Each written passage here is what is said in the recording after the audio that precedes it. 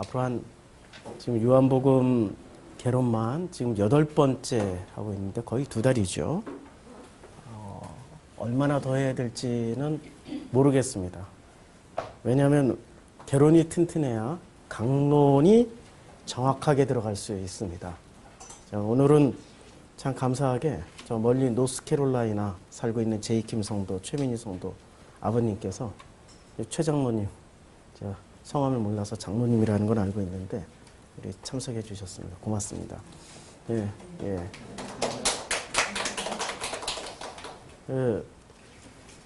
우리가 요한복음을 읽을 때 그냥 문자 그대로 읽으면은 요한복음 안에서 일어났던 그 모든 일들이 우리에게 입체적으로 다가오질 않아요. 그래서 우리가 요한복음을 강해를 저는 시작을 했고 우리 성도님들은 요한복음 읽기를 지금 시작하신 거죠. 요한복음 읽기 꼭 테스트합니다. 예. 그동안 한 주간에 읽으셨던 분, 요한복음을, 예, 감사합니다. 예. 손 안 드신 분 한 분 계세요. 예. 너무 바빴어요. 너무. 다들 그렇게 핑계를 대요. 근데 정말 요한복음을 매주 한 번씩 읽어 나갈 때마다 느낌이 어떻든가요? 다르죠? 달라져야 돼요. 매번 똑같다면은 그건 그 기계예요, 기계. 매번 똑같은 거 반복하는 기계일 뿐이에요. 인간은 매번 똑같을 수가 없어요. 달라질 수밖에 없죠. 읽을 때마다 그 말씀과 만나는, 그 로고스와 만나는 우리의 마음이 상황과 조건이 계속 달라지기 때문에. 안식이 뭐냐면요. 우리는 안식을 절대 평안, 절대 화평, 절대자를 꼭 붙여가지고 절대 완벽하게 온전하게 끝내주게 퍼펙트하게 다 갖다 붙이고 아무 일 없었던 걸 안식이라고 생각하는데 안식은 그게 아니에요. 안식은 있잖아요. 우리가 정말 이 땅에서 각자의 경험대로 어떤 사람은 어떻게 살았고 어떤 사람은 이렇게 살았고 어떤 사람은 너무나도 힘들고 고통스럽게 살고 있는 그 순간에도 우리의 하나님이신 그 진짜 아빠, 아버지가 그 아빠가 창세기 1장에 나오시는 말씀처럼 우리의 삶 전체를 보시고 그 어떤 것도 나무라지 않고 그 어떤 것도 혼내지 않고 우리 아버지가 나에게 고백을 해주시는 거죠. 보시기에 좋았더라. 그 말씀을 듣는 그 순간 우리의 마음은 어떻게 되겠습니까? 말로 표현할 수 없는 감사와 그 안심과 안심이 되잖아요. 이런 것 때문에 나 지옥 갈 것 같아. 이런 것 때문에 나 처벌받을 것 같아. 이런 것 때문에 어려운 일을 당할 것 같았는데 그 아버지가 한 말씀 해주시는 거죠. 보시기에 좋았더라. 내가 너를 사랑한다. 나는 너로 인해서 참으로 기쁘다. 이런 말씀 들을 때 그 순간이 바로 안식입니다. 그 순간이 안식이에요. 이런 말씀을 끊임없이 거듭거듭 들을 때 우리의 삶의 안식의 지평은 계속 넓어지는 거죠. 그런데 안식을 우리는 서구인의 개념으로, 서구인의 유토피아적 개념으로 어떤 상황이나 조건이 완벽하게 세팅이 되면은 그걸 안식이라고 한단 말이에요. 아니거든요. 진짜 안식은 내 상황과 조건은 전혀 변하지 않았지만 나와 함께 지금으로부터 영원히 나와 함께 살아가시는 그 아버지의 그 고백이 우리를 안식으로 들어가게 해주신다는 말씀이죠. 이 비밀을 모르는 상태에서 요한복음을 읽으면요. 요한복음은 전부 어떻게 읽히냐면은 요한복음을 통해서 조건과 상황만 뽑아내려고 하는 거죠. 상황과 조건을 어떻게 바꿔내지? 상황과 조건을 어떻게 바꿔서 내가 참 안식에 들어갈 수 있는 상황과 조건으로 만들어내지? 이런 식의 관점으로 읽다 보면은 결국에는 요한복음을 통해서 읽어내는 게 경영자 예수. 뭐 이런 거 읽잖아요. 어느 분이 요한복음 읽고 어느 목사님이 경영자 예수를 써놨어요. 아니, 목사가? 얼마나 경영을 잘하셨길래? 그렇지, 교회가 경영이니까. 대형교회일수록 경영에 능해야 되니까. 경영자 예수를 찾을 수밖에 없지. 그분에게 안식은 뭐죠? 경영학적으로 완벽하게 세팅이 되어 있으면 안식이라고 생각하는 거죠. 착각입니다. 안식은요, 각자가 다 달라요. 다 똑같으면은 그게 공산당 아니에요? 일당 독재. 각자가 다 다른 상황에서 맞이하는 게 안식입니다. 그 안식을 우리가 제대로 배워봤냐 이거죠. 그래서 오늘 설교 제목이 이거죠. 로고스, 그 시작 안에서 생긴 일. 모든 게 은혜였고 모든 게 신비였다. 되돌아보니까. 제목이 좀 굉장히 철학적이지 않아요? 네? 굉장히 길죠? 그냥 여기서는 이렇게 짧게 써놨어요. 그 시작 안에서 벌어진 일. 모든 게 은혜였고 모든 게 신비였다. 정말 심플하잖아요? 제목은 심플한데 그가 뭐죠? 우리는 언제나 성경에 나오는 이 요한복음에 나올 때 생명, 빛, 진리, 예수가 나오면은 우리 뭐로 읽자고 그랬어요? 로고스를 읽으면 돼요. 로고스. 로고스. 그 로고스의 시작 안에서 어떤 일이 벌어졌을까요? 그 로고스가 시작하면 우리에게는 어떤 일이 벌어지죠? 어떤 일이 벌어질 걸 기대하고 있습니까? 로고스가 시작하면 우리의 안에서 벌어지는 일. 그게 첫 번째 안식이에요. 안식을 체험해야 된다니까요. 그래서 요한복음은 다른 복음서하고 달리 부활하신 예수가 뭐라고 얘기를 합니까? 부활하시고 나서 제자들에게 제일 먼저 하신 말씀. 평안할지어다. 평안할지어다. 그 평안이 에이레네란 말이에요. 에이레네는 어떤 상황을 말하냐면 안식이라는 상황을 말하는 거죠. 요한복음의 메시지는 처음 시작에서 마지막에 확인시켜주는 게 너희가 로고스를 알아? 그러면 안식이 들어가는 거야. 안식이라는 개념을 요한복음을 통하여서 배우면은 분명히 제자들은 안식을 할 수 있는 상황이 아니었어요. 자기네들이 쫓던 스승 예수가 처형을 당했습니다. 자기네들은 전부 다 겁이 나고 두려워서 도망가 버렸어요. 무서워서 숨어 있었습니다. 숨어 있는 그 상태에 예수가 오시더니 부활하셔서 오시더니 뭐라고 말씀하십니까? 평안할지어다. 그 말씀을 듣는 제자들의 마음 상태를 보세요. 평안한 상황이었습니까? 아니, 객관적인 상황은 절대 평안한 상황도 아니었고 마음도 불안한 상황이었어요. 근데 예수가 오셔서 뭐라고 말씀하시죠? 평강할지어다. 그 순간 이들은 깨닫는 거죠. 아, 이 말씀을 듣는 순간 이게 바로 창세기 1장에 아버지가 보시기에 좋았더라는 말씀이구나. 그 순간 안식을 체험하는 거죠. 근데 그 후에 또 그 안식이 계속 이어집니까? 아니란 말이에요. 깨지고 터지고 찢어지고 넘어지다가 또 아버지의 그 말씀, 예수가 들었던, 예수가 세례받고 올라오실새, 물에서 올라오실새, 하늘에서 성령이 비둘기같이 내려오시면서 그 말씀이 들려오죠. 너는 내 사랑하는 아들이요, 내가 너로 인하여 참으로 기쁘다. 그 말씀 한마디면은 우리의 인생길에 뭐가 필요합니까? 아니, 뭐가 필요해요? 그냥 눈물 펑펑 쏟다가 그 놀라운 그 엄청난 사랑에 그 감동하다 가는 거 아닙니까? 그걸 가르쳐 주는 거죠. 그 로고스의 시작 안에서 벌어진 일은 요한복음에서는 안식이라는 것을 가르쳐 줍니다. 그 안식을 체험해 본 사람이 이렇게 고백할 수 있는 거예요. 모든 게 하나님의 은혜였고, 모든 게 그 로고스의 은혜였고, 모든 게 로고스의 신비였다라는 것을 고백하게 되는 거죠. 그 로고스를 우리는 끊임없이 되물어야 돼요. 이 개론 시간에서는. 로고스가 해결돼야 요한복음 전체가 해결이 됩니다. 아마 요한복음 강해 이 개론만 가지고 2달을 넘게 하는 강해 없지요? 석 달째 갈지도 몰라요.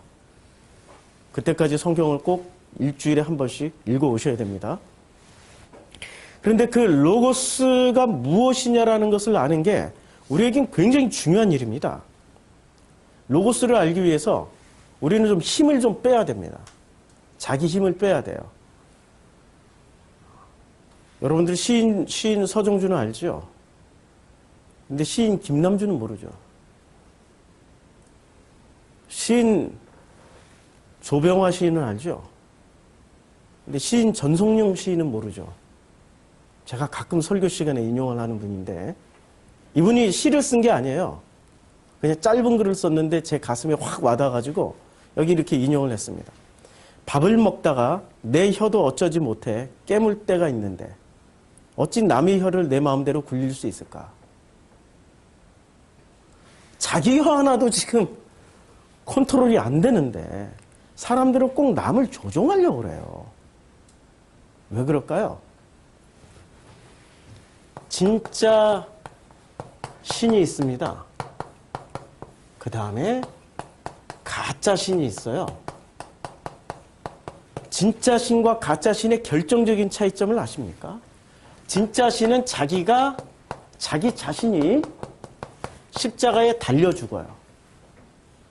진짜 신은 자기 자신이 십자가에 달려서 돌아가셔요. 그런데 가짜 신은 다른 사람을 십자가에 매달아 죽여버려요. 이게 진짜와 가짜의 결정적인 차이점입니다. 자기 혀도 어쩌지 못하는 인간이 지역바닥을 그대로 숨긴 채 남의 혀를 마음대로 굴릴 수 있다고 생각을 하는 거죠. 이런 모습이 어디서 나타납니까? 둘만 만나도 서로 조종하려고 그러잖아요. 서로 조종하려고 그러잖아요. 부부싸움을 왜 해요? 부부싸움을 왜 하게 되냐고요. 이겨먹으려고. 왜 이겨먹어야 돼요? 가짜 신이니까. 우리가 가짜라는 증거잖아요, 이게. 진짜 신은 내가 그냥 십자가에 못 박혀서 죽으면 그만이야. 가짜 신은 끊임없이 나 위에 다른 신들을 다 복종시키려고 그래요. 왜냐하면 내가 더 센 신이야. 내가 더 위대하다니까. 내가 정말 너보다 요만큼이라도 더 세. 이걸 꼭 확인을 해야 그 사람은 안식을 얻어요. 아프리카 초원에서 절대 안식을 취할 수 있는 짐승이 있다면 어떤 짐승을 고를 수 있겠습니까? 사자죠. 다 큰 사자. 어린 사자도 하이에나의 밥이 될 수 있고요. 표범의 밥이 될 수 있고요. 어린 사자는 또 같은 사자의 밥이 될 수도 있어요. 숫사자는 어린 사자 물어 죽여요.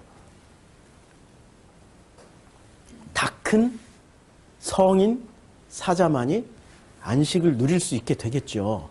그렇죠? 우리는 안식을 그런 개념으로 생각한다니까요. 초원의 약육강식. 내가 최고라는 것을 증명해내면은 그때부터 나에게 덤비는 것이 하나도 없어. 그 순간부터 나는 안식이 시작돼. 왜냐하면 절대 강자이니까. 다 큰 성인 숫사자 정도로 안식을 생각하고 있다니까요. 아닙니다.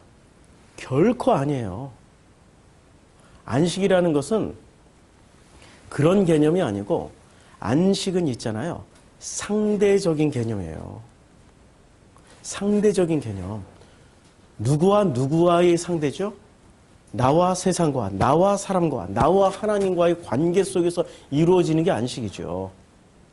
요한복음 그거 아주 집요하게 가르쳐주고 있습니다.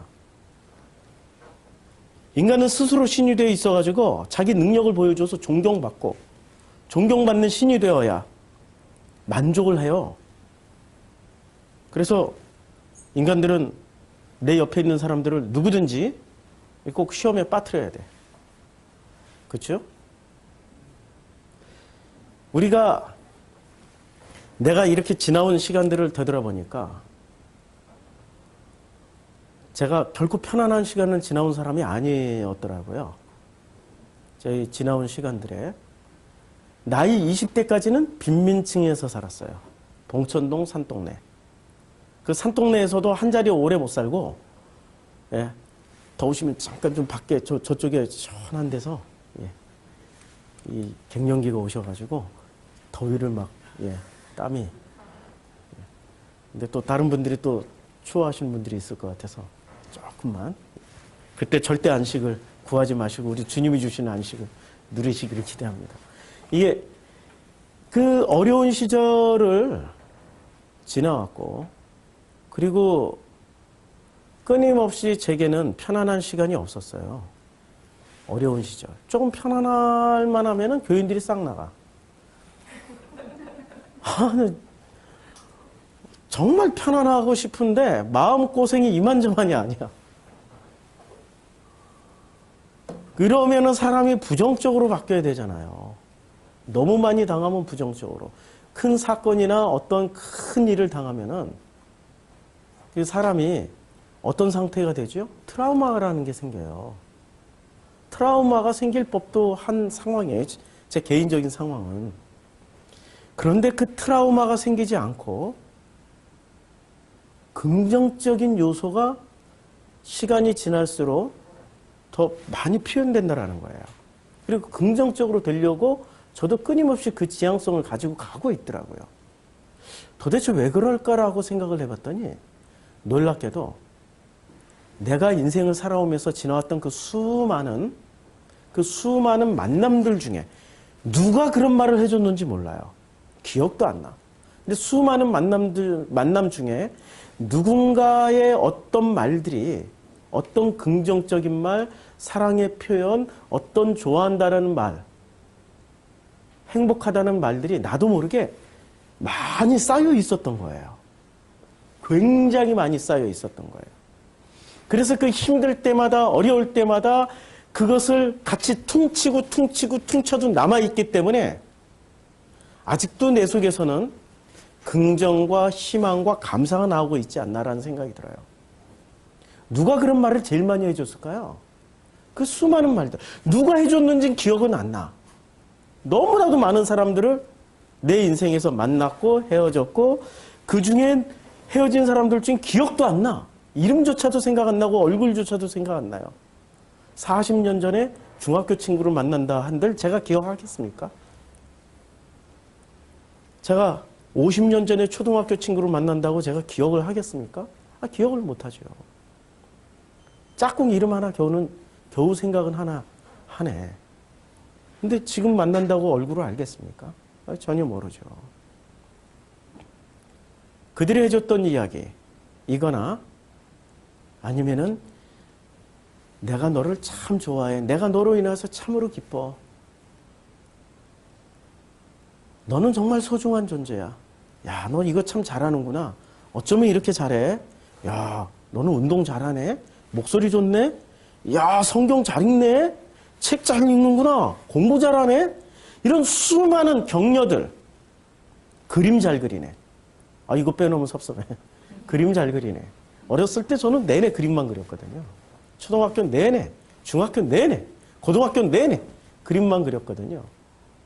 그런데 누군가들이 수없이 해줬던 말들 중에 지금 생각나는데 곰곰이 되짚어보니까 거의 대부분은 우리 어머니가 나에게 해주셨던 말씀이더라고요. 거의 대부분은 우리 어머니가 돌아가시기 직전까지 성필아, 너는 참 믿음직해. 네가 있어서 난 참 행복했어. 마지막 돌아가시 우리 어머니 46세 가셨는데 제가 그때 26이었나? 5이었나?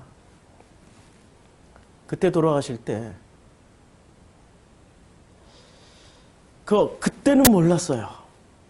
근데 한 30년이 지나고 나서 문득 그 생각이 드는 거예요. 내 속에 있는 이 긍정과 어떤 그 사랑의 이 마음이, 야, 이런 말들이 쌓여서 내가 이게 가능한 거구나. 물론 부정적인 것도 많이 나와요. 왜냐하면 부정적인 얘기를 많이 들었기 때문에 나올 수밖에 없죠. 너는 왜 그렇게 못생겼어? 키가 작아. 야, 너 고등학교 때 꼴찌였거든요? 그럼 공부 꼴찌네? 직장에서 철도청에 처음 나갔을 때 80kg짜리 침목을 들어보라고 그러더라고요. 그 선로반 선배들이. 제가 그거 어떻게 듭니까? 그때 체중이 50kg밖에 안 됐는데 30kg, 내 몸무게보다 30kg가 더 나가는 거예요. 이렇게 들다가 그 어르신들이 말리더라고요. 허리 나간다, 허리 나간다. 그러면서 그다음부터는 저를 긍정적인 평가를 안 해주더라고요. 그분들은 기술직 공무원이었고 나는 일반직 공무원으로 발령을 받아갔는데 일반직 공무원이고 나는 곧바로 엘리트 코스를 밟아서 성공할 거라고 알기 때문에 그분들이 대놓고 얘기는 하지 않아요. 눈치는 이런 눈치였죠. 저 힘없는 거 하나 와서 우리가 제 몫까지 일을 다 해줘야 되잖아. 그런 뉘앙스들. 저에게도 이런 부정적인 뉘앙스 말들이 엄청 많이 쌓여 있었어요. 그런데 이런 것들이 어떻게 제 속에서 극복이 됐을까? 아버지를 만난 거예요. 아빠를 만나서 내 인생이 그렇게 많이, 그렇게 수없이, 그렇게 엄청나게 그 아빠를 통하여서 긍정의 말을 듣기 시작한 거예요. 너는 내 사랑하는 아들이야. 내가 너로 인해서 참으로 기뻐. 도저히 칭찬받을 수 없는 자리에, 도저히 인정받을 수 없는 자리에, 모든 세상 사람들이 손가락질 할 수밖에 없는 그 자리에도 나를 찾아오신 그 하나님은 한 번도 배신하지 아니하시고 동일하게 똑같이 그 기쁨과 환희에 찬 목소리로 내가 너로 인하여서 참으로 기뻐. 내가 너를 사랑한다. 스바냐 3장 17절 어떻게 시작하죠? 너희 하나님 여호와가 너희 가운데 계시니 그는 구원을 베푸실 전능자시오. 그리고 또 그 다음에 내가 너로 인하여 기쁨을 감추지 못하겠노라. 저의 지난날의 최고의 말씀은 그 말씀이었습니다. 내가 너로 인하여 기쁨을 감추지 못하겠다. 이런 고백을 듣고 그런 말씀을 계속 듣다 보니 내 속에 있었던 그 수많은 상처들, 아픔들, 괴로운 그 모든 것들이 나도 모르는 사이에 갈아엎어지더라고요. 확인을 해야만 하는 사랑은 이미 사랑이 아닙니다. 확실한 사랑은 서로를 신뢰하고 믿는 관계이기 때문에 확인이 필요치 않아요. 관계가 불분명할수록 확인하고 싶어집니다. 관계가 불분명하니까 확인을 해야 돼요. 불확실하기 때문에 늘 불안해요. 함께 있어도 불안해. 어느 시인이 그렇게 표현했죠. 그대가 옆에 있어도 나는 외롭다고. 그분은 인도에서 돌을 많이 닦으신 분이세요. 인도 전문가시고. 근데 그분이 그 인도 전문가란 말은 종교 전문가예요. 그분이 말씀하시기를 그대가 옆에 있어도 나는 외롭다고. 옆에 있어도 외로워요. 인간은 그렇게 될 수밖에 없다니까요. 내 옆에 함께 잠을 자고 있는 그 사람 때문에 외로워져요. 차라리 없었더라면 안 외롭다니까? 내 옆에 있기 때문에 외로워져. 딴 놈으로 바꿔버릴까?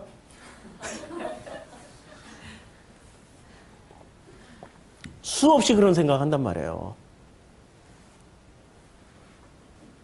그런데 그런 상황에서도 하나님은 우리에게 뭐라고 말씀하세요? 그 음성을 듣고 나면 내 생각이 바뀐다니까요. 내가 너로 인하여 기쁨을 감추지 못하겠다. 아니 어떻게 이게 가능할까요? 우리가 아이가 태어나서 아이가 성장해서 결혼할 때까지 우리가 우리의 자녀들을 그렇게 대해본 적이 있나요? 아니 있냐고요. 한 번도 실망하지 않고 처음부터 끝까지 내가 너를 사랑한다. 내가 너로 인해서 기쁨을 감추지 못하겠다. 내가 너로 인하여 기쁨을 감추지 못하겠다. 아니 이런 고백을 해본 적이 있냐고요. 우리 자녀에게. 예? 하루에도 12번씩 수도 없이 이걸 참아가면서 그래도 표정은 어떻게 돼? 그래도 내 아들이고 내 딸이 또 데미지를 입으면 안 되니까 긍정적인 말을 심어줘야 되니까 긍정의 말의 법칙을 또 배워가지고 사랑한다. 응? 아, 애들도 다 알아. 애들은 더 잘 알아. 그래서 제가 아프리카 갔을 때 처음에 아프리카에 이렇게 생긴 사람이 그 시골 동네에 처음 간 거예요. 우리나라에 6.25 때 흑인이 처음 왔을 때 우리나라 어린이들이 흑인을 보고 봤던 쇼크처럼 한번 우리 요새 텔레비전에서 보니까 안 무섭잖아요. 영화에서 늘 나오고. 근데 그런 거 전혀 없던 시절에 갑자기 시커먼 사람이 왔을 때 그 쇼크, 공포. 나이 드신 분은 아실 거예요. 제가 아프리카에서 그 체험을 했다니까요. 아이들이 나를 보고 겁에 질려가지고 바들바들 떠는 걸 봤어요. 왜냐면 중국인인 줄 알고. 중국인들은 그때 어떻게 소문이 났었냐면 중국인들은 시골을 다니면서 아이들을 붙잡아서 장기를 팔아먹으려고 한다. 뉴스에 엄청 나와가지고 중국인이 온 거야. 애들이 무서워가지고 공포에 질려서 저를 만나는 애들마다 울었다니까. 참 그 당황스러움이란 애들하고 말을 할 수가 없었어요. 애들이 울고 막 도망가버려. 울고 도망가고. 어떻게 해야 됩니까? 어떻게 노력을 해야 되죠? 제일 좋은 방법은 뭐를 먹이면 돼. 자꾸 먹이면 돼. 자꾸 먹여. 빵 먹이고 밥 먹이고 과일 먹여주고 고기 먹여주고 자꾸 먹여. 자꾸 먹이니까 애들이 이렇게 무서운 게 사라지더라고요. 대화가 되더라고요. 우리 인생에 있어서 우리가 사람을 만날 때 그런 공포스러운 체험들을 안 해본 사람들은 없었을 거예요. 뭐든지 낯설고 처음이고 정보가 없으면 뭐든지 두렵고 떨리고 무섭게 돼 있다니까요.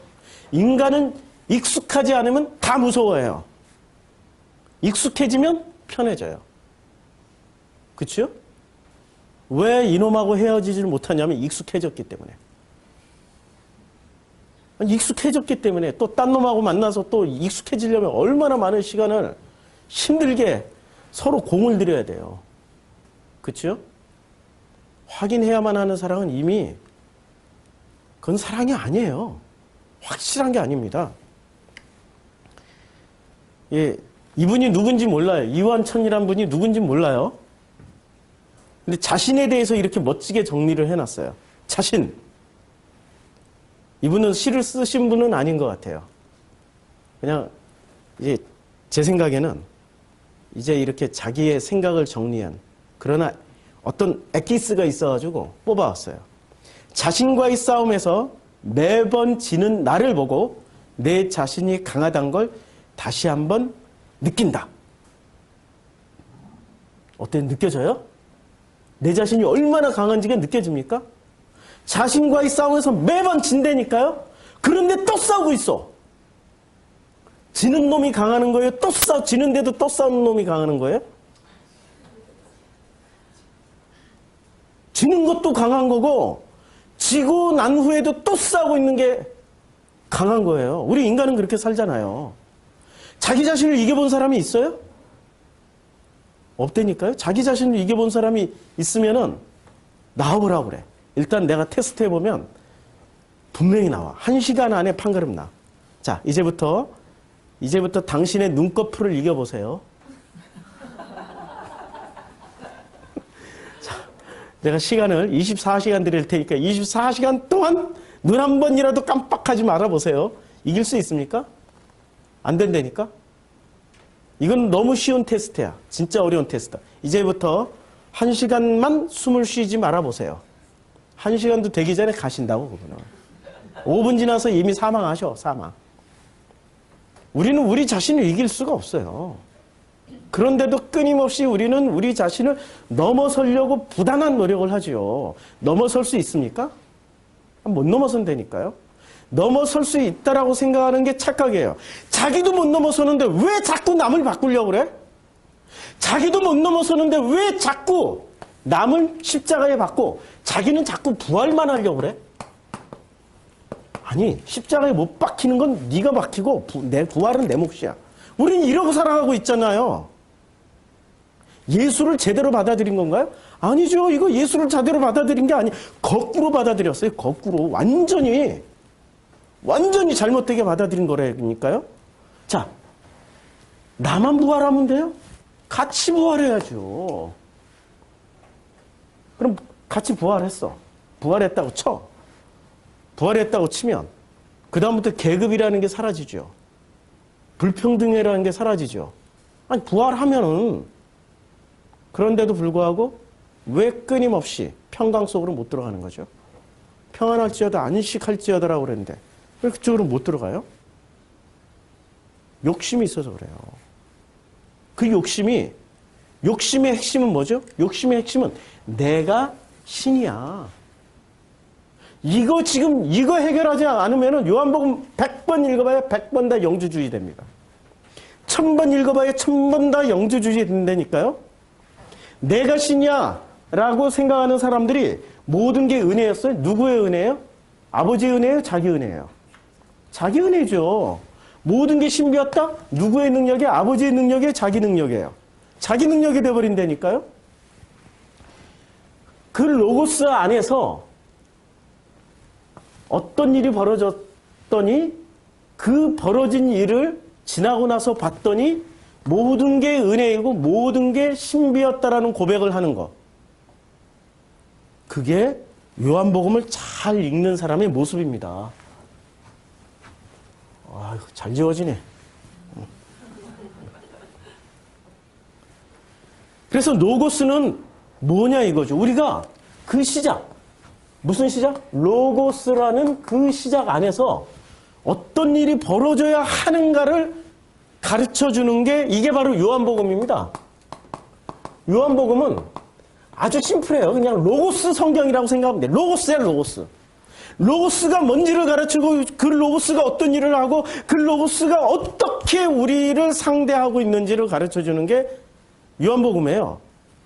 그럼 로고스가 뭐냐는 거죠. 로고스 안에서 벌어진 일을 요한복음이 이야기를 하는데 우리가 로고스가 뭔지를 알고 들어가야 될 거 아니에요. 로고스는 뭐냐면 로고스는 철저하게 나라는 존재를 시작하게 해줘요. 내가 나로서 살아가게 만들어 준다니까요. 자, 진짜 신은 자기가 자기 자신으로서 살아가고 있는 거죠. 그러니까 진짜지.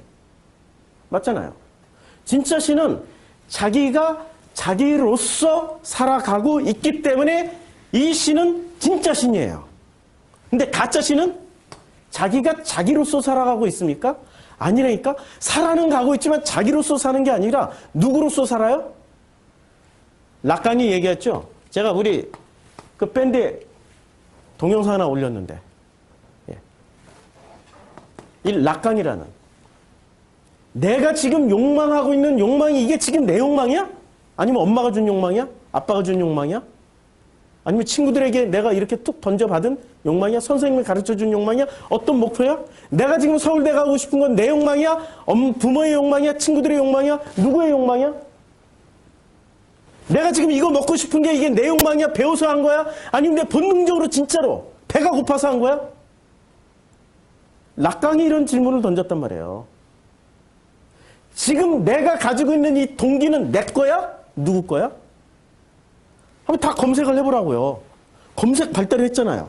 내 동기야? 누구 동기야? 그랬더니 걔는 철도고 동기가 아닌데요. 이런 엉뚱한 소리를 하는 또 흉악무도한 인간들이 꼭 존재를 해요. 그런 동기가 아니고 동기부여. 내 동기의 출발 지점이 어디냐는 거죠. 내가 사랑받고 싶어하는 그 출발 지점이 어디냐는 거죠. 내가 이 외로운 이 상태의 출발 지점이 어디냐는 거죠. 누구한테 이런 얘기를 했더니 아이씨 그런 거 가지고 진짜 그만해. 누구한테 얘기했더니 어머나 똑같은 사건에 대한 반응이 너무 다른 거야. 누구는 무시하고 누구는 정말로 그랬어. 어머나 너 죽을 뻔했구나. 아이고 위로를 받아야지 이러는데 누구한테 얘기를 했더니 에휴 딴 걸 가지고 뭐 이렇게 호들갑을 떠냐. 사람마다 다 다르다니까요.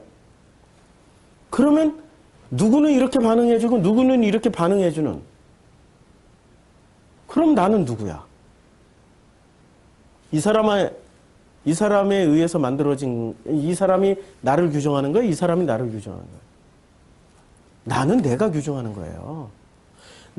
내 상황은 내가 잘하는 거죠. 그치요? 가짜신은 자기가 누군지를 몰라요. 자기 욕망이 어디서부터 왔는지도 모른다니까요. 자기의 욕심이 어디서부터 왔는지도 모르고 그게 욕심인지 그것이 비전인지도 헷갈려요. 기독교가 잘못 가르쳐주는 게 욕심을 뭐로 가르쳐줍니까? 욕심을 비전으로 가르쳐줘. 이게 꿈이야. 열심히 믿고 기도하고 열심히 하나님 앞에 드리고 바치고 섬기면서 열심히 기도하면 반드시 이 꿈은 이루어져. 꿈을 찾아가 거꾸로. 꿈을 찾아갔더니 이걸 비전이라고 그랬구나. 비전을 봤더니 이게 욕심이었어. 근데 이 욕심도 내 욕심이라면 차라리 괜찮아. 내 욕심도 아니고 누구 욕심이에요? 가짜 욕심이라니까. 가짜 욕심. 누군가가 심어준 가짜 욕심. 누군가가 밤새 사탄이 와서 마귀가 와서 가라지 씨를 뿌려놓고 간 그 가라지라니까요. 근데 그 가라지를 자기 걸로 알고 있는 거예요. 자기 걸로 알고 있어. 근데 그거 뽑지 말라고 그랬죠. 추수할 때 따로 분리한다고. 가라지를 통해서라도 건너갈 수 있으니까. 근데 그 가라지를 통해서라도 건너갈 수 있으려면은 여기서 바로 건너가면 얼마나 쉬워요.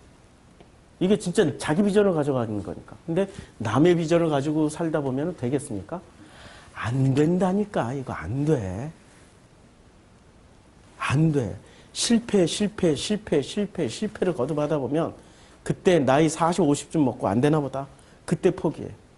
그때 인생이 얼마나 허무하고 비참해져요. 젊은 시절 포기하고 빨리 자기 전공 살려서 그대로 가면 좋은데 이 꿈을 누가 부추겨주냐는 거죠. 욕심 많은 나일까요? 욕심 많은 누군가들에 의해서일까요?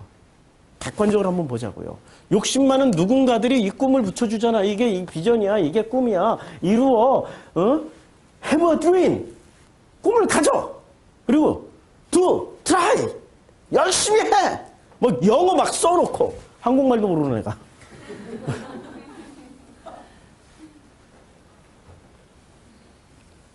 그런데 이것을 로고스라고 생각하면 안 되는 거죠.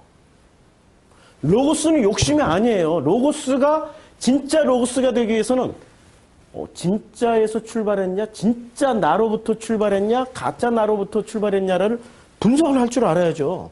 이걸 모르는 상태에서 로고스 진짜 좋은 거야. 훌륭한 거야. 로고스 끝내준다니까. 이 로고스를 그냥 말로만.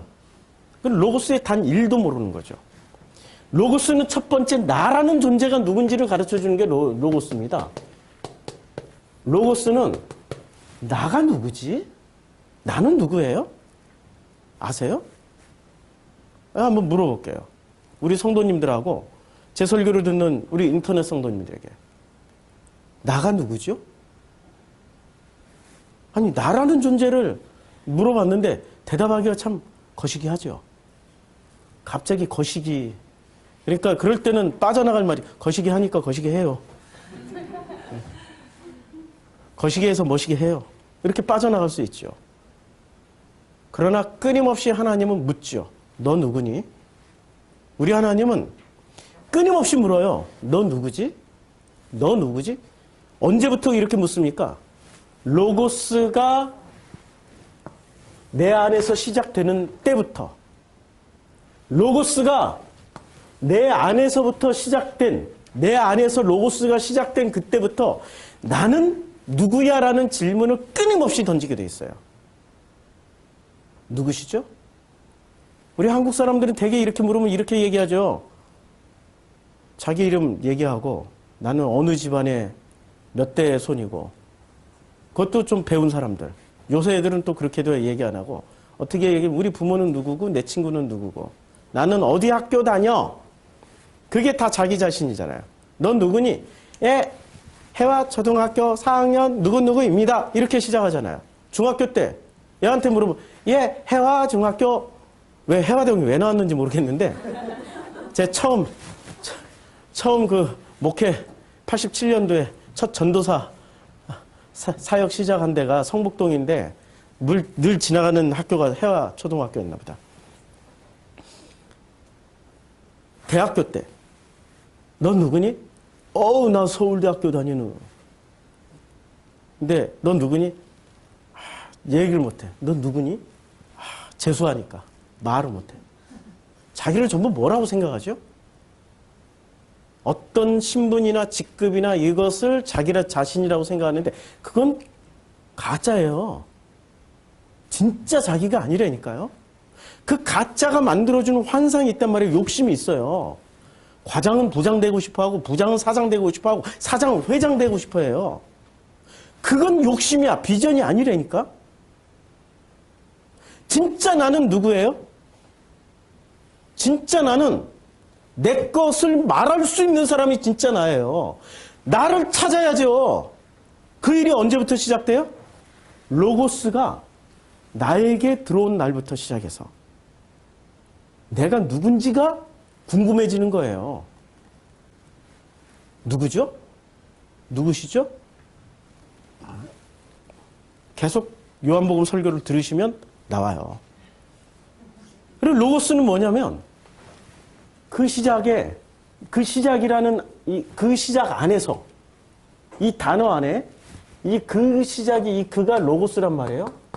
이 로고스가 도대체 뭐냐는 걸 말씀하고 있는데, 로고스가 시작되면 나라는 존재가 시작되고, 그리고 나라는 존재를 가르쳐주기 위해서 지금 요한복음 1장 1절부터 5절 얘기하는 겁니다. 개론이에요.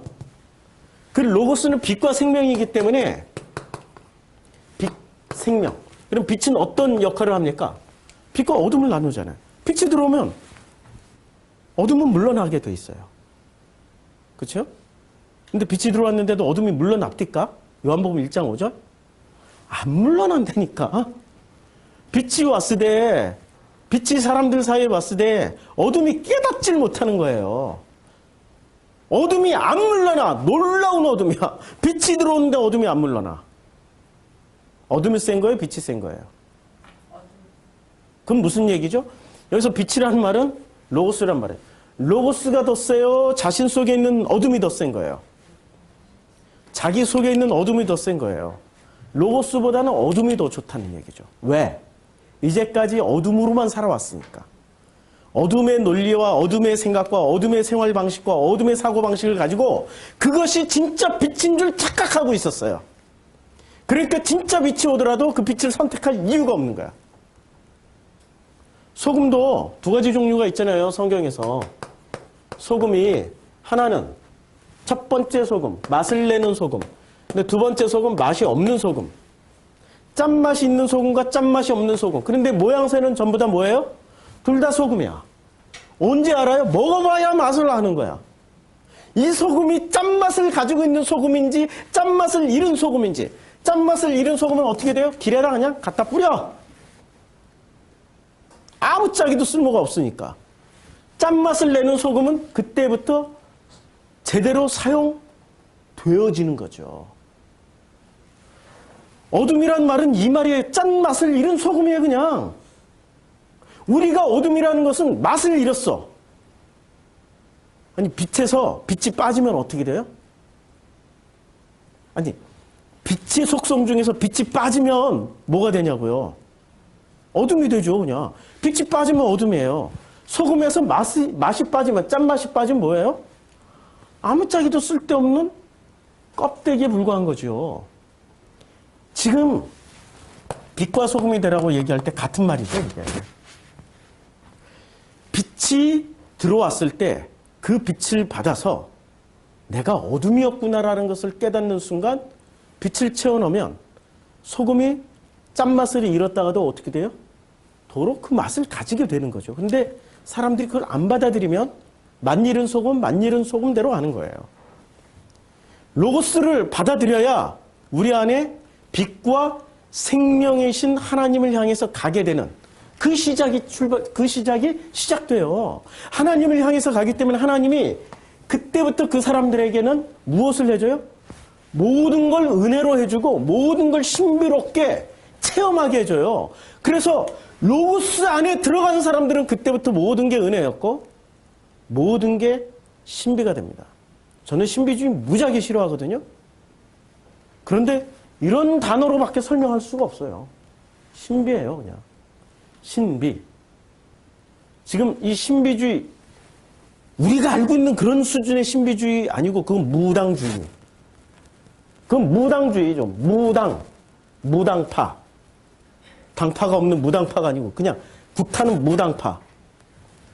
이 지금 말하는 신비는 우리 말로는 설명이 안 되지만 그러나 전적인 하나님의 은혜로 우리가 만들어져 가는 것 자체가 그냥 신비예요. 이걸 체험하고 하면서 간다니까요. 그래서 1장 4절에 그 안에 생명이 있었으니 이 생명은 사람들의 빛이라고 지금 말씀하고 있습니다. 그 안에 생명이 있어요. 근데 이 생명은 뭐예요? 사람들의 빛이에요.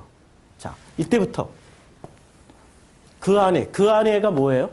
그 안에, 그 로고스 안에 뭐가 있어요? 생명이 있어요. 근데 이 생명은 뭐라고 돼 있어요? 사람들의 빛이에요. 그럼 로고스를 가지게 되면 생명이 있고 생명이 그때부터 뭐를 합니까? 빛을 발해요. 내가 누구지라고 물을 필요가 없어. 그 다음부터 사람들이 알아본다니까? 너 로고스네. 어떻게 알았어? 너 빛이 나. 그럼 그때부터 빛이 안 나게 구두약 바르고 다니나 얼굴에? 네? 그런 거 아니란 말이에요. 지금 이 헬레니즘적 사고로 이해하면 안 돼요. 헬레니즘적 사고로 성경을 보면은 굉장히 위험해집니다. 히브리적 사고는 이렇게 되어 있어요. 성경에 대부분 영으로 번역한 영, 성령 뭐 이런 식으로 번역한 단어 중에 하나가 네펫이라는 단어가 있습니다.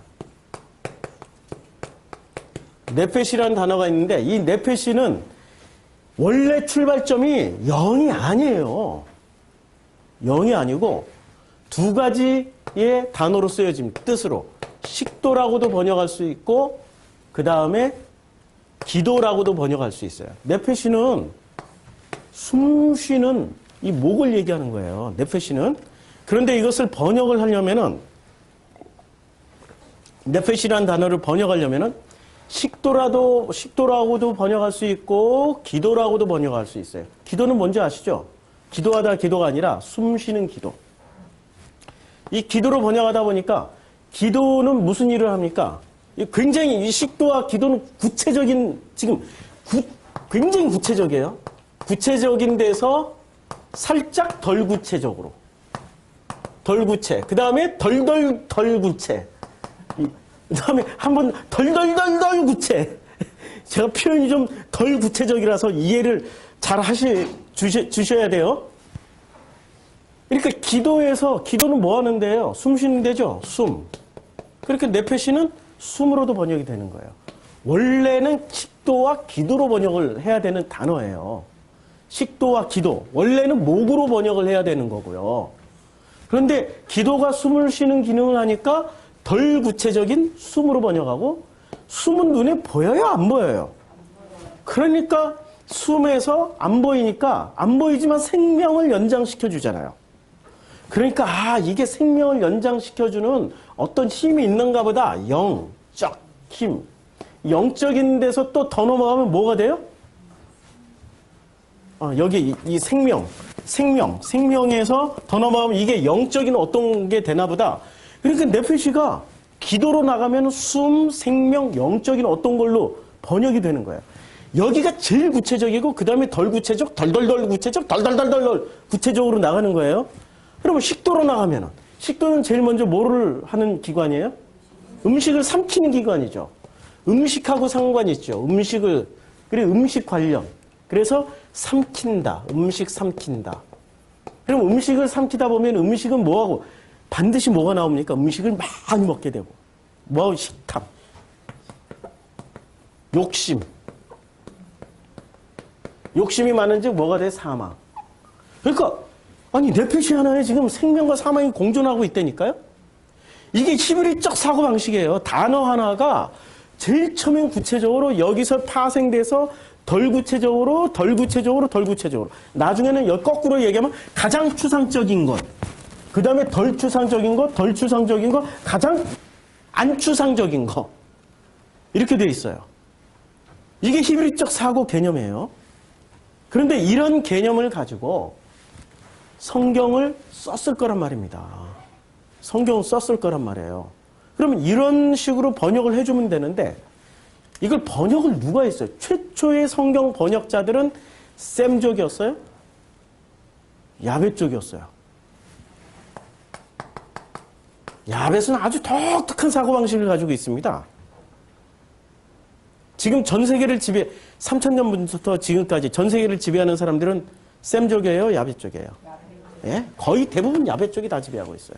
이 사람들이 학문, 철학, 과학 모든 걸 다 움켜쥐고 있어요. 우리가 알고 있는 야벳이 가르쳐준 대부분의 지식은 의심해봐야 돼. 아닐 가능성이 높아.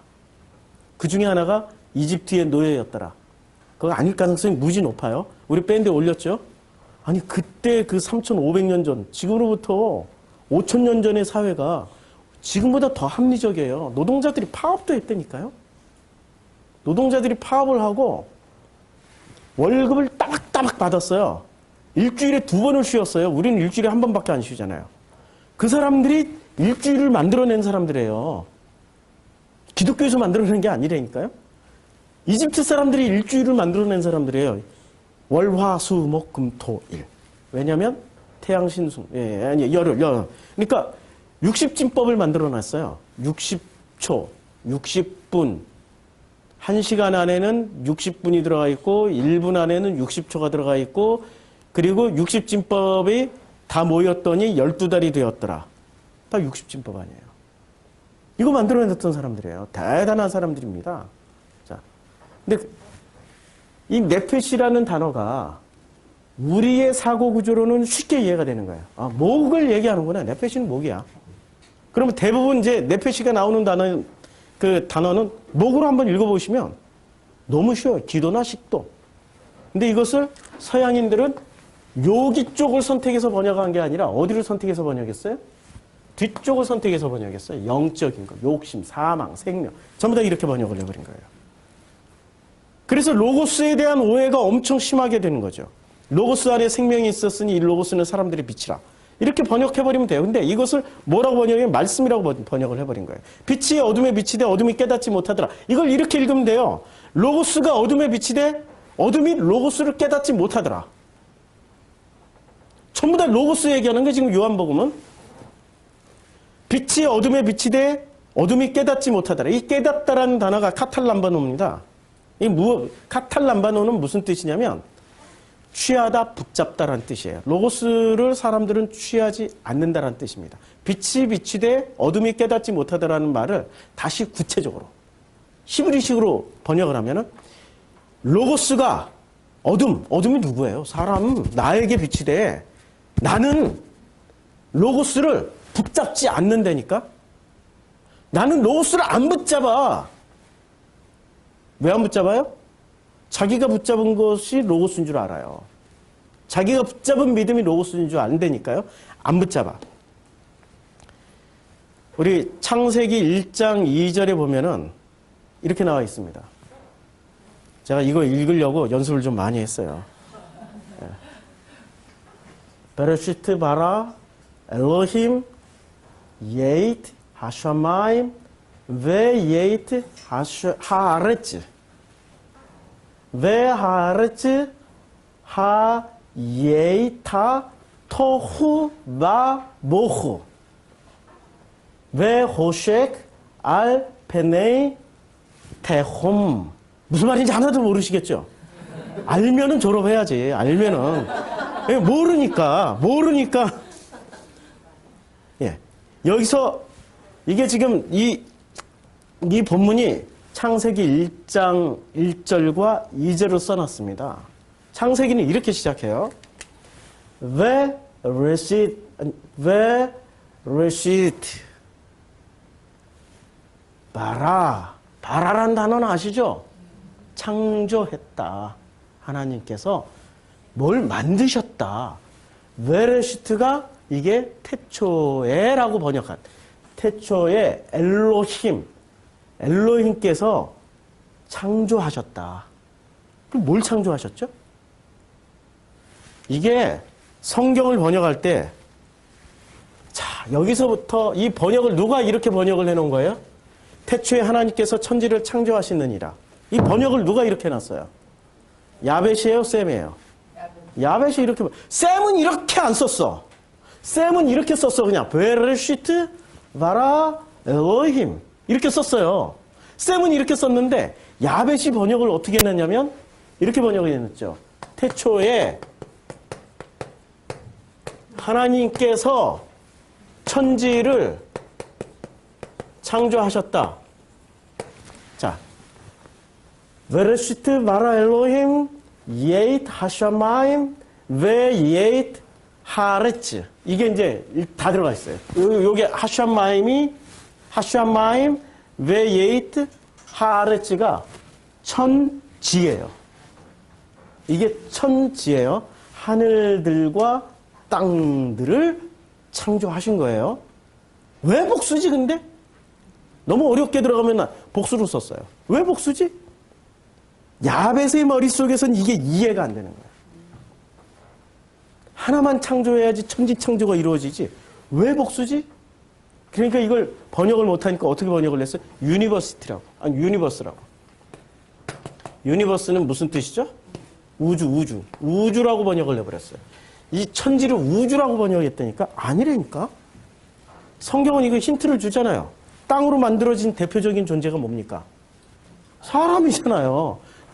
태초에라고 이게 베레시트가 태초에라고 번역하는 게 아니라 우리가 요한복음 공부할 때 했죠? 그 시작 안에서 어떤 일이 벌어졌어요? 일이 지금 뭔가 벌어졌어. 어떤 일이 하나님이 천지가 하늘과 땅인데 이게 누구예요? 그렇지, 나죠. 그래서 우리는 천자문을 배울 때도 하늘, 천, 따 이거부터 배워. 천지부터 배워. 천자문에 우리 중요 대표 1000개의 글자를 배웠는데 제일 먼저 배우는 글자가 천지를 배운다니까요. 다른 거 안 배우고 천지부터 배운다니까. 천지, 그 시작 안에서 뭐가 이루어져요? 그 시작 안에서 하나님께서 나를 어떻게 봐라. 창조라고도 번역할 수 있고요. 창조가 구체적인 말입니까? 만들다가 구체적인 말입니까? 그러면은 히브리어는 뭐를 선택해야 돼요? 그것부터 선택하는 거죠. 그러니까 나라는 인간이 시작됐다라고 생각하면 돼. 시작됐다. 그러면 왜 창세기라고 번역을 했어요? 성경 이름을 왜 창세기라고 해놨을까?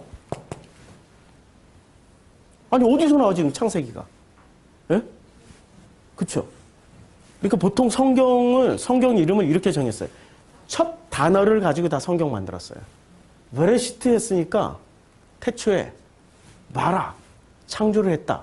그러니까 이게 창세기구나. 게네시스. 이게 창세기구나. 이렇게 그냥 번역을 해보는 거예요. 그들식으로 번역을 해요. 창세기라고 번역을 하지 않고 이걸 이 사람들의 사고방식으로 이렇게 번역을 하면 되는 거죠. 그 시작 안에서 시작되었다. 얼마나 멋져요. 그 시작 안에서 시작되었다. 이게 이게 우리식의 개념이에요. 셈족의 개념이에요. 그 시작이라는 것 안에서 드디어 시작되었어요. 뭐가 시작되었어요? 하나님의 그 말씀이. 그게 뭐죠? 이거 하나님이 천지를 창조할 때 뭐로 창조하셨어요? 말씀으로 창조하셨죠. 그것이 요한복음에서는 뭐라고 얘기를 해요?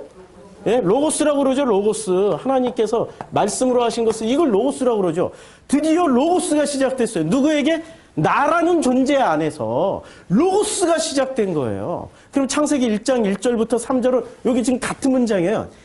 문장이 안 끊어졌어. 안 끊어졌어. 물론 2절 끝날 때 여기 땡땡이가 붙어가지고 이건 문장 끝 표시라고 했는데 이게 아니고 실제로는 3절에서 끝나요. 3절.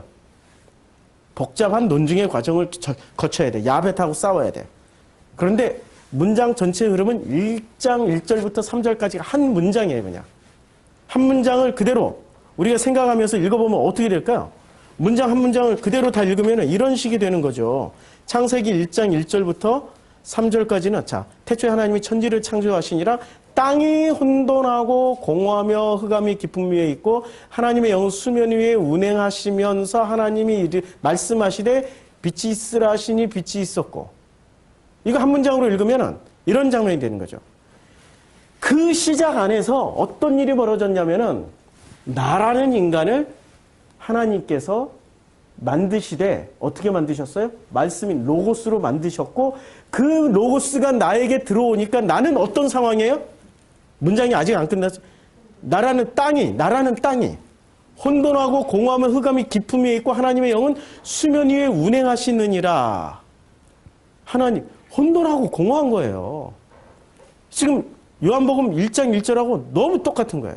태초에 로고스가 있었어요. 이 로고스가 하나님과 함께 이 로고스는 하나님이 향해서 간다고 그랬어요. 하나님이 향해서 갔고 이 로고스는 곧 하나님이셔요. 하나님이셨어요.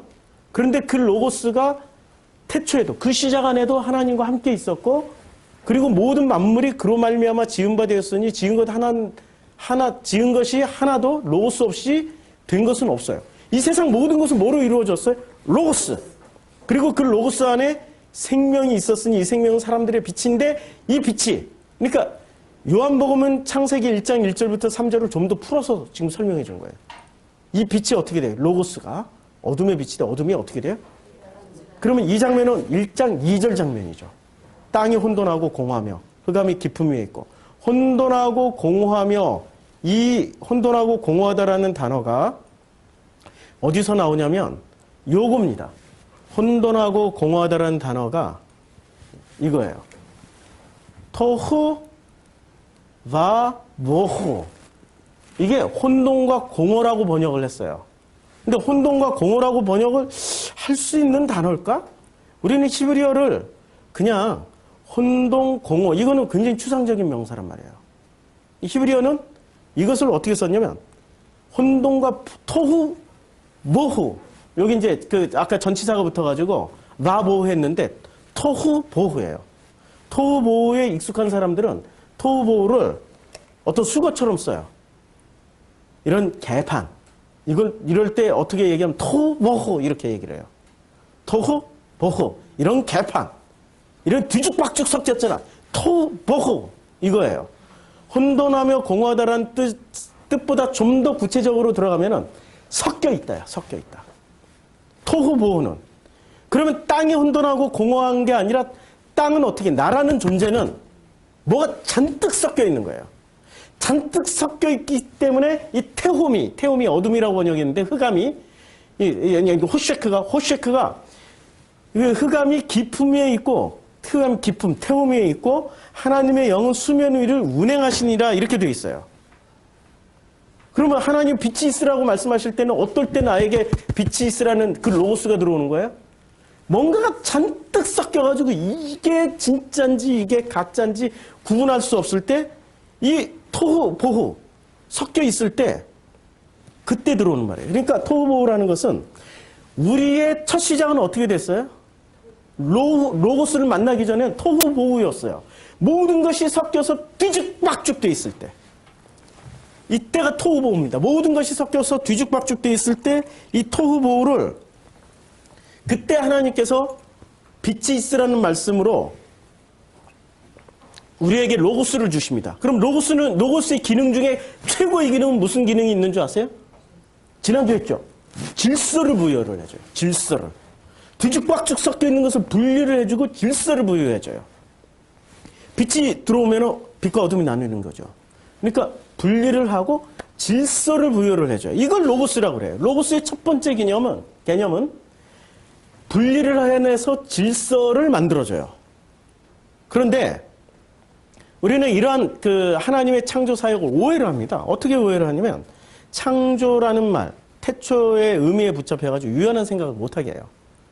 그래서 사람들은 로고스를 오해하기 시작합니다. 로고스는 뭐로 오해하냐면 로고스는 말씀이야. 그래서 성경만 많이 읽으면 우리는 로고스가 들어와 있어. 성경 많이 암기하면 로고스가 들어와 있어. 이렇게 오해를 해요. 로고스에 대한 오해는 이겁니다. 로고스, 말씀, 성경. 그러니까 로고스가 말씀이고 말씀이 성경이잖아. 그럼 성경만 많이 읽으면 우리는 구원받아. 믿음은 들음에서 나고 들음은 그리스도의 말씀을 많이 들으면 우리는 구원받아. 오 마이 갓. 내용물 없이 껍데기만 가지고 있으면 그게 그 사람이야? 내용물은 인공지능 로봇이에요. 껍데기는 사람의 형태를 하고 있어요. 앞으로 이제 몇 년 후에 나타나요. 구분 안 된다니까? 사람처럼 말을 하고 사람보다 더 똑똑해. IQ 테스트 해봐야 얘가 훨씬 높아. 그런데 그걸 사람이라고 말할 수 있어요? 그거는 인공지능 로봇이라니까요. 껍데기만 사람일 뿐이에요. 껍데기인 이 성경을 우리가 많이 읽었다고, 이걸 많이 암기했다고, 이 사람이 로고스라고 얘기를 할 수 있는 사람이 누가 있어요? 하나님은 인정 안 해줘. 하나님은 뭐를 가져야 인정을 해줘요? 로고스라는 내용물을 가지고 있어야 돼. 내가 이렇게 분리가 됐냐? 질서가 정연해졌냐? 이게 시작이라니까. 이게 첫째 날이에요, 이게. 질서가 시작되는 거예요. 근데 이런 로고스, 말씀, 성경에 이런 도식에 딱 붙잡혀 있으면 로고스 다 알았다 이거야. 끝났다 이거야. 이걸 그냥 믿습니다 하고 믿으면 된다 이거야. 이런 식으로 가르쳐요. 믿습니까 했더니 안식이 옵니까? 물어보자고. 안식이 오시던가요? 안식하십니까? 평안하십니까? 평강하십니까? 안 되는 거죠. 안 되는 거예요. 내용물이 들어와야 되는 거죠. 그래서 이것이 왜 잘못됐냐면, 자, 로고스 그러면 성경이 로고스란 말이에요. 그럼 로고스의 최초 기록자는 누구예요? 모세. 그럼 모세 이전에 로고스가 있었어요? 없었어요? 있었어야죠. 그러니까 로고스 이꼴 말씀 이꼴 성경이라고 생각하면은 모세 이전에 있었던 로고스는 어떻게 할 거야? 그때 성경 말씀도 없었는데. 아브라함이 들은 건 로고스가 아니에요? 모세 이전에 아담과 하와가 들었던 건 로고스 아니에요? 아벨이 들었던 건 로고스 아닙니까? 노아가 가지고 있었던 건 로고스 아니냐고요. 그치요? 이 도식에서 우리가 벗어나지 않으면은 로고스를 우리가 알 수가 없어요. 그래서 우리는 이렇게 생각하고 있죠. 모세가 시내산에서 돌판을 받아가지고 이 돌판에 쓰여져 있는 게 이게 로고스야라고 굳건하게 믿고 있죠. 아니죠. 이거는 로고스를 표현한 형식에 불과한 거고 이 속에 담긴 그 뜻, 그 내용물이 로고스란 말이에요. 그렇죠? 그래서 이 로고스를 우리는 어떻게 해요? 사람들이 이걸 로고스라고 생각하는 순간 이 두루마리 책자, 이 성경이 로고스가 돼가지고 우리는 성경 숭배 사상에 빠집니다. 성경책 함부로 우리 어린 시절에 그랬다면 성경책 이렇게 아무데나 놓고 먼지 쌓여있으면 막 혼났어요. 목사님들이 신방 와가지고 이런 불경한 성경을 감히 이렇게 홀대를 하다니 막 성경 자체가 로고스가 돼버린 거예요. 아니 성경에 쓰여져 있는 그 말씀 안에 담겨있는 하나님 아버지의 그 뜻이 로고스라니까. 그 로고스가 나에게 걸어올 때 비로소 나에게 들어올 때 첫째 날 빛이 있으라는 말씀이 이루어진 것처럼 빛이 어둠에 빛이 돼 나에게 빛이 돼 내가 그걸 깨달았다는 것은 분리가 되는 거예요. 어둠과 빛이 분리가 되고 그리고 나서 질서 정연해지는 거예요. 로고스를 알게 되면 그때부터 시작이 된다니까. 나라는 존재가. 그래서 내가 누구지? 나는 뭐지? 나는 어떤 존재지? 나는 왜 외롭지? 나는 왜 이럴 때 행복하지? 나는 이럴 때 왜 고독하지? 나는 이럴 때 왜 죽고 싶지? 나는 이럴 때 왜 정말로 왜 이렇게 그냥 도그엔 캡처럼. 왜 비만 오면은, 왜 눈만 내리면, 왜 나는 이렇게 막, 심성이 왜 이렇게 되지? 이게 지금, 로고스가 들어오면은, 모든 평범했던 일상에서 툭 떨어져 나와가지고, 살피게 된다니까요, 객관적으로.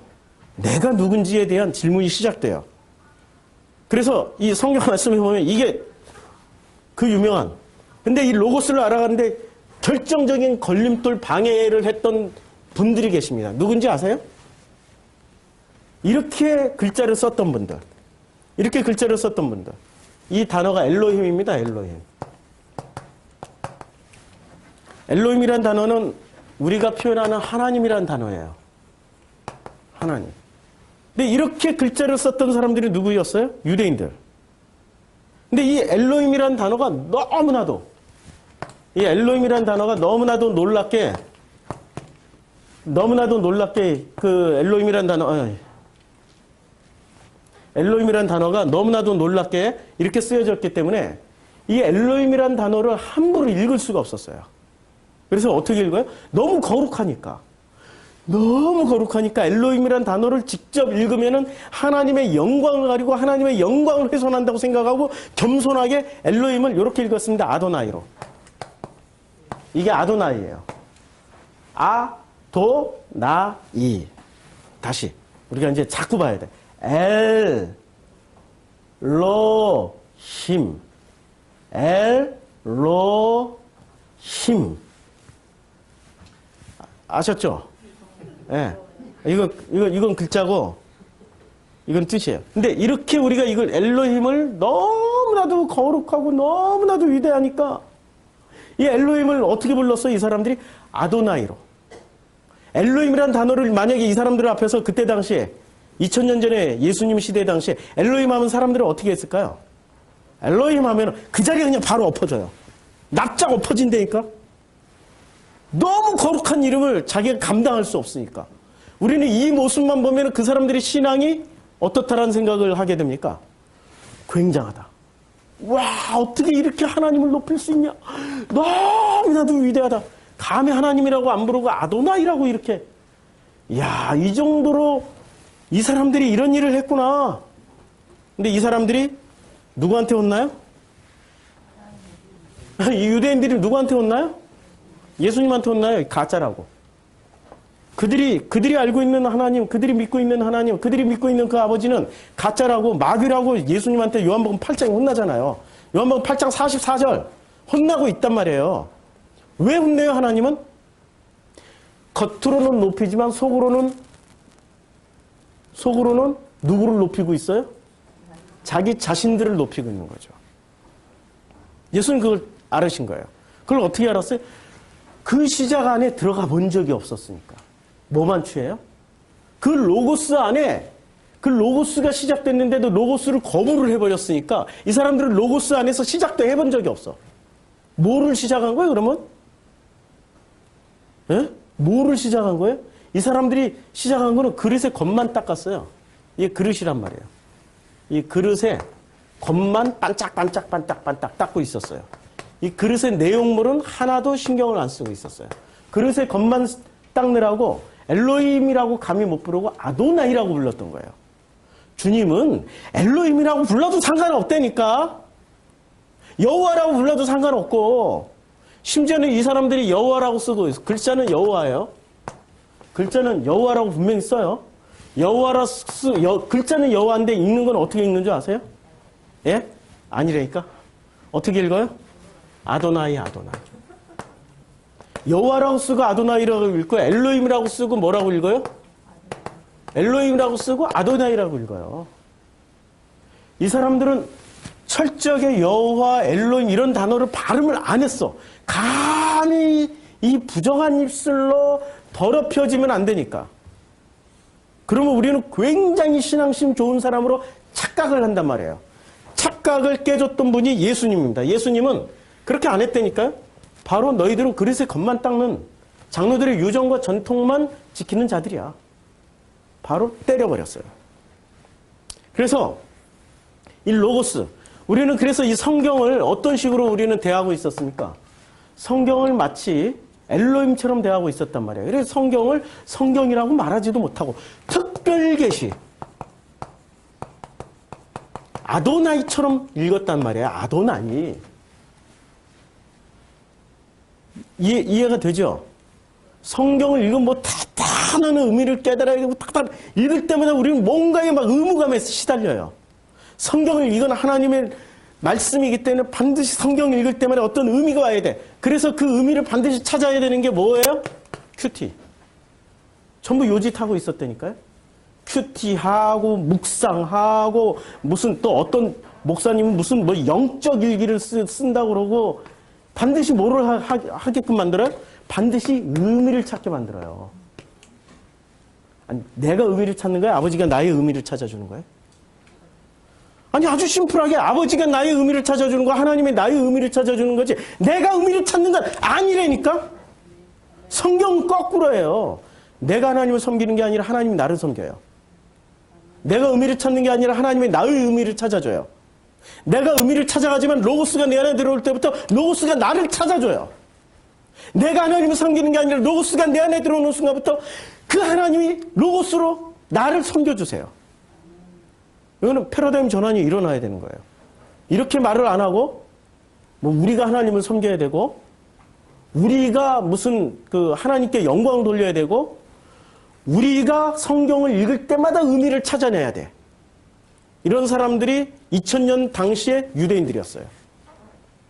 지금 한국교회. 지금 한국교회라니까요.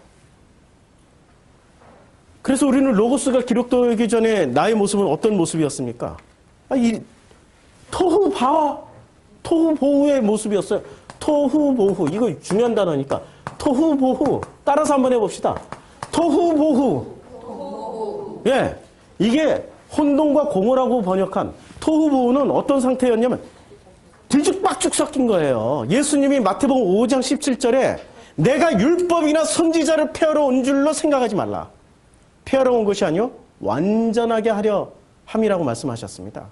이때 율법이나 선지자를 왜 주님은 폐한다라고 사람들은 생각을 했을까요? 주님이 무슨 말씀만 하면은 유대인들은 어떤 오해를 하냐면 아우 저거 율법 폐기자야? 아 저거 선지자 폐기자야? 이런 식으로 오해를 했다니까요. 이런 식으로 오해를 하니까 주님이 그 오해를 잡아주기 위해서 내가 율법이나 선지자를 폐하러 온 게 아니야. 오히려 완전하게 하려고 왔어. 라고 교정을 해준 거예요. 교정을 해줬는데 왜 유대인들은 이렇게 오해를 했을까? 왜 유대인들은 이렇게 오해를 했을까요? 덥긴 덥네요, 진짜. 왜 유대인들은 이런 오해를 했을까요? 예? 왜 오해를 했죠? 자기네들이 섞여 있으니까. 지금 성경에는 지금 창세기 1장이나 요한복음 1장이나 똑같은 얘기를 반복해서 해주고 있는데 섞여 있어요. 섞여 있어. 사람들이 어떤 상태냐면은 섞여 있어요. 뭐가 잔뜩 섞인 상태예요, 그냥. 뭐가 잔뜩 섞인 상태. 뭐가 섞여 있을까요? 창세기 11장 8절에 보면 이런 하나님이 창세기 11장 8절에 보면 이런 단어가 있습니다. 11장 8절에. 자, 11장 7절. 그들의 언어를 어떻게 혼잡하게 하여. 그 다음에 9절에도 거기서 그 혼잡하게 하셨습니다. 이 혼잡이라고 번역된 단어가 있습니다. 혼잡. 이게 어디서 나오냐면 이게 혼잡하게 하여 이게 발랄이란 단어예요. 발랄. 혼잡하게 하여. 이 혼잡이란 단어를 우리가 알아야 돼요. 이 발랄이란 단어. 이게 혼잡이 맞냐 이거지. 혼잡이 맞을까요? 아니에요. 이 발랄이란 단어는 그렇게 쓰여진 단어가 아닙니다. 자, 이 발랄이란 단어는 이렇게 쓰여진 겁니다. 자, 우리가 내려가서 그들의 언어를 혼잡하게 하여. 그들이 서로 알아듣지 못하게 하자. 그때 혼잡하게 하여라고 쓰여진 단어가 발랄이에요. 그럼 이 발랄이란 동사는 기본 어근이며 섞다라는 뜻이에요. 섞어요, 섞어. 단순히 섞는다라는 뜻으로 히브리어는 단순한 데서부터 출발하죠. 단순하지만 구체적인 데부터. 단순히 섞는다라는 뜻으로 대부분 제사에서 쓰여진 용어입니다. 그래서 하나님의 말씀대로 섞는다, 고루 잘 섞는다라는 의미로 사용된 제사 용어예요. 근데 창세기 11장 7절과 9절에서만 예외적으로 혼합, 혼잡이라고 썼어요. 혼잡. 혼잡이라고 썼어요. 석다와 혼잡? 뉘앙스가 어때요? 혼잡은 마치 거대한 뭔가가 막 혼란스럽고 잡스러운 것들이 질서가 없고 그렇죠? 근데 섞이다라는 거는 무질서가 아니에요. 섞어도 질서가 있을 수가 있어요. 섞인다라는 것은 원래 순수한 것에 뭔가가 이렇게 새롭게 첨가된 겁니다. 근데 이게 제사 용어이기 때문에 뒤죽박죽 혼잡하게 섞으면 안 돼요. 규칙에 따라서 섞어야 되는 거예요. 자, 그래서 이 섞다, 혼돈하다라는 이 유일하게 딱 두 번 창세기 11장 7절과 9절에서만 쓰여졌어요. 이는 의도적인 오역으로 의심이 돼요. 그리고 번역을 하다 보니까 이들의 언어를 섞어버리자. 이들의 언어를 혼잡하게 하자. 어떤 게 더 멋있어 보여요? 혼잡하게가 더 멋있어 보이죠. 번역자들이 성경을 그냥 자기네들 뜻대로 마음대로 막 단어를 선택할 수 있다니까요. 번역자들이. 성경은 우리말 성경은 100% 오류가 없는 성경이라 오류가 있다라고 보셔야죠. 번역자들의 그 오류가 의도적인 게 들어가 있으니까. 하나님의 의도, 로고스의 의도대로 번역을 했으면은 우리는 무조건 박수 쳐줘야 돼. 로고스의 의도가 아니고 이분들이 어떤 목적에 하나님께 영광을 돌리고 2000년 전 유대인들처럼 하나님께 영광을 돌리고 야훼나 엘로힘은 감히 야훼나 엘로힘으로 말을 할 수 없으니까 아도나이. 그래서 지금은 어느 단체에 가면 어느 선교회 무슨 있잖아요. 순회 무슨 선교회. 거기 가면은 처음부터 끝까지 다 주님이야 그냥. 아도나이처럼 불러버린다니까요. 감히 우리의 하나님을 하나님이라고 부르고 아도나 주님. 처음부터 끝까지 주님. 주님께 영광. 주님이 하셨습니다 막. 거기는 아버지란 단어가 사라져버렸어. 마치 복음을 얘기하는 것처럼 보이죠. 아버지가 사라지고 주님만 남았어.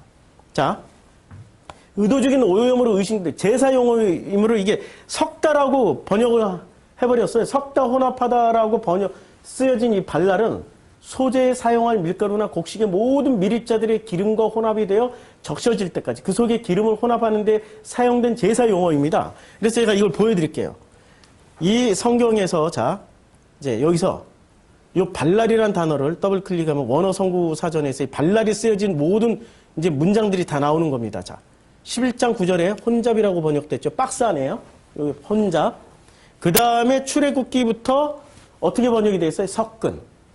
그냥 이 발랄이라는 단어만 보는 거니까 문장 전체까지 읽으면 시간 많이 걸리니까. 자, 그 다음에 출애굽기 29장 2절에는 섞은. 섞었다라고 그랬죠. 출애굽기 29장 40절에서 무언가를 더하고 첨가하고 섞는 거예요. 레위기 들어가서부터는 완벽하게 전부 다 섞어버리는 겁니다. 레위기 2장 4절 섞어 만든 그 다음에 레위기 2장 5절 섞어. 아니 이거 어떻게 혼잡이 한 번도 안 나오죠? 그렇죠? 아무데나 해도 레위기 14장 10절 섞은. 이게 발랄이에요 지금. 다 발랄이라고 써요. 발랄. 발랄. 자, 이거 어떻게 또 번역했습니까? 섞은. 발랄을 다 섞은이라고 했죠. 그리고 민수기에서도 섞은. 와. 아니, 한 번도 혼잡이라고 번역을 안 했어요. 전부 다 섞다라고 다 번역을 해버린 거예요. 섞었다, 좀 더 더했다, 뭔가를 첨부했다, 섞었다, 이런 뜻이에요. 그러면 혼잡게 된 거예요? 섞인 거예요? 우리들의 언어가 섞였다니까요? 언어가 섞이는 거는 뭐하고 뭐가 섞이는 거예요? 자기 것과 또 다른 자기들의 것이 섞인 거예요. 아니면 하나님의 것과 자기 게 섞인 거예요. 아까 신에는 두 가지 종류가 있다고 그랬죠? 진짜 신이 있고 가짜 신이 있죠? 사람들이 뭐를 섞었어요? 바벨탑 쌓던 시절에? 아니, 하나님이 뭐를 섞은 거예요, 이 사람들이? 예? 진짜 신에다가 가짜 신의 것을 섞어가지고 실제로 진짜 신과 가짜 신을 섞으면 진짜 신을 높일까요? 가짜 신을 높일까요? 아, 당연히 가짜 신. 이 가짜 신이 난데, 나라고 생각하고 있는데, 가짜 신을 높여야 되겠죠? 가짜 신을 높이는 지경이 어느 정도까지 이르렀어요? 아도나이! 엘로힘이라고 부르지도 못하고 아도나이라고 부르고 있었다니까. 엄청스럽게 영광을 돌리고 엄청스럽게 존귀하게 부르는, 뭐 감히 부를 수가 없는 이름으로 만들어버린 아도나이. 그러니까 주님이 와서 뭐라고 그래요? 니네들이 섬기고 있는 거는 하나님이 아니고 마귀야. 왜냐면 너희들 자신을 섬기고 있으니까. 너희 자신을 향해서 너희들 스스로 엘로힘이 돼 있잖아. 지금 요한복음은 그거 얘기해 주는 거예요. 그런데 사람들이 요한복음 10장에는 너희들이 뭐 신이라 부르리라 하리라 뭐 이런 거 가지고 야 우리도 신이야. 이런 식으로 가버려요. 그냥 유치뽕이죠. 유치뽕.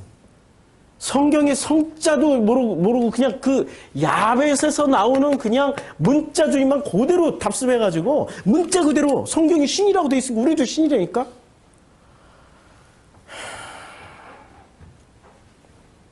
빨리 우리 신학계가, 우리 목회, 우리 신학이 바뀌어야 되는 거죠. 바뀌어야 돼. 정말 이게 바뀌지 않으면은 아무것도 안 되는 거죠. 자, 여기서 이제 또 그래서 이제 율법이나 선지자를 폐하러 온다. 이 말의 뜻을 이제 왜 폐하러 오셔야 돼요? 주님은? 율법이나 선지자를 폐하러 오는 게 아니라 다시 완전케 하러 오셨다고 그랬는데 왜 완전하게 오셔야 돼요? 율법이 뭐죠? 율법은 히브리어로 토라, 선지서는, 선지자는 나비인데 선지서라고 그래요. 이제 율법책과 지금 말씀하신 의도는 이거예요. 율법책과 선지서는 뭐라고 그러냐면 나비임이라고 그럽니다. 나비임. 그런데 성경은 구약 성경 3개로 이루어져 있어요. 율법과 그 토라와 나비임과 또 하나 케투빔. 케투빔으로 이루어져 있어요. 이게 뭐죠? 케투빔이 포로기 이후 성경. 에스라, 느헤미야 이런 거. 에스더. 이 포로기 이후에 쓰여진 성경들. 케투빔 이 3가지로 이루어졌습니다. 근데 주님이 여기서 언급한 거는 율법 토라와 선지서 나비임은 언급했는데 이 케투빔은 언급을 안 했어요.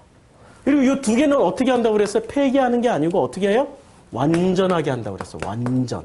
그러면 언급 안 한 케투빔은 어떻게 하겠다는 뜻이에요? 예? 그렇죠. 얘는 완전한 게 아니라 얘는 폐해야 돼요. 뭐를 폐해요? 케투빔은? 뭐지? 지금 이렇게 말씀하신 의도를 다시 생각해. 이건 뭐지? 뭐야 이거야? 뭐야? 그럼 이것을 또 왜 완전하게 만들어야 되지? 요한복음 7장 19절에 모세가 너희에게 율법을 주지 아니하였느냐? 너희 중에 율법을 지키는 자가 있어요? 없어요? 없죠.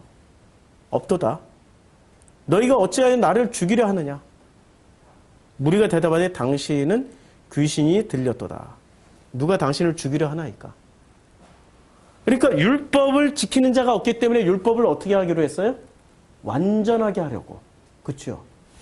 그러면 선지서 나비임을 지키는 자가 없으니까 완전하게 하려고 오신 거예요. 그러면 포로기 이후에 케투빔은 이 사람들이 너무 잘 지켜. 없는 절기도 만들어내잖아요. 에스더를 읽고 에스더에 무슨 절기를 만들어내요? 이 사람들이? 원래는 없었어요. 모세 때까지 그 위에 에스더 이전까지는 없었던 절기가 하나 생겨요. 무슨 절? 불임절. 불임절이라는 절기를 또 만들어가지고 엄청 잘 지켜요. 그래서 마태복음 5장 17절에 내가 율법이나 선지자를 폐하러 온 줄로 생각하지 말라. 폐하러 온 것이 아니라 완전하게 하려 함이라. 율법 토라는 완전하게, 선지자 나비임은 완전하게. 그러나 포로기 이후의 케투빔은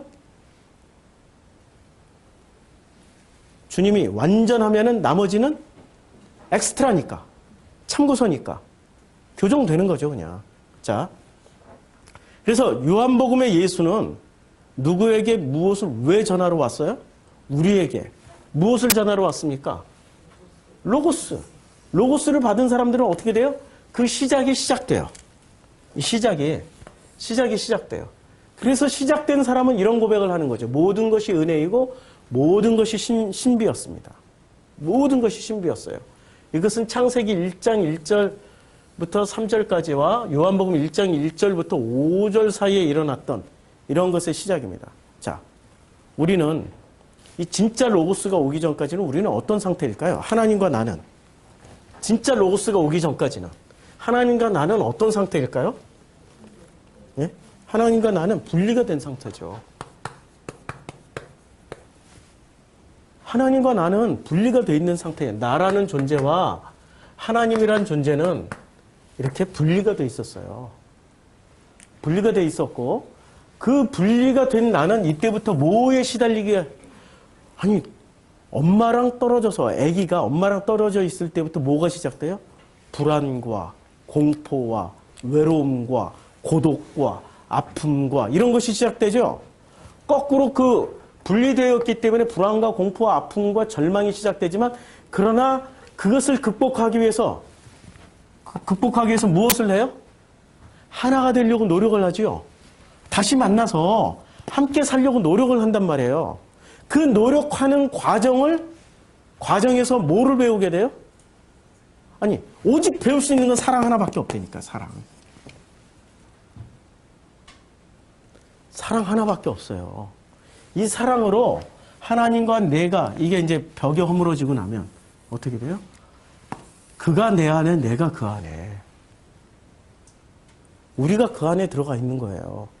이렇게 되면은 우리는 뭐가 되죠? 이렇게 십자가를 통해서 화해를 하게 되면, 만나게 되면 이때부터 우리에게는 모든 게 은혜였고 모든 게 신비가 시작되는 삶을 살기 시작해요. 그래서 삶이 곧 예배라고 말씀드리는 거죠. 삶이 곧 예배입니다. 삶이, 여러분들의 삶이 하나님의 섬기심을 받는 삶의 자리가 곧 그게 예배의 자리예요. 예배의 목적은 뭐죠? 아니, 예배의 목적은 하나님을 높이는 건가요? 우리 그런 식으로 배웠단 말이에요. 하나님을 높이는 거, 하나님께 영광 돌리는 거. 그게 예배라고 배웠는데 진짜 예배는 어떤 예배예요? 예, 하나님이 나를 섬기는 자리예요. 그게 예배예요. 그래서 최초의 예배, 출애굽기 마지막 장에서 이렇게 됩니다. 드디어 뭐가 완성이 됩니까? 출애굽기 마지막 장에 성막이 다 완성이 돼요. 그리고 이제 성막을 덮개를 덮고 그리고 어떻게 돼요? 그 성막에서 이제 예배를 드립니다. 예배를 드리니까 어떤 일이 벌어집니까? 그 구름이 이 모든 역사를 마치니까 어떻게 돼요? 구름이 회막에 덮이고 여호와의 영광이 성막에 어떻게 돼요?